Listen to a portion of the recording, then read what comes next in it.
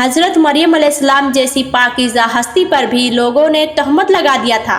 ان کے بارے میں کہا گیا کہ اے ہارون کی بہن، تیرا باپ برا نہ تھا، پھر یہ کیا؟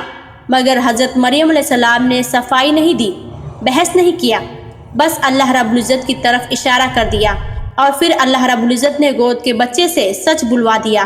لوگ تم پر الزام لگائیں گے، تمہاری نیت پر شک کریں گے، تمہارے ماضی کو گھسیٹیں گے، کیونکہ لوگوں کو سچ سے مطلب نہیں، انہیں تماشا چاہیے۔ پر یاد رکھو، جو عزت اللہ رب العزت دیتا ہے وہ کسی کی تہمت سے نہیں جاتی، وہ جو ذلت اللہ رب العزت مٹا دیتا ہے وہ کسی کے طعنے سے نہیں آتی۔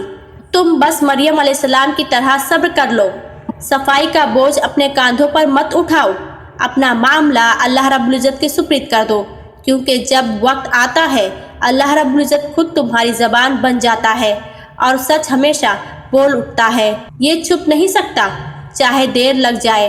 اور یاد رکھو، یقین رکھو، اللہ رب العزت بہتان لگانے والوں سے بے نیاز ہے۔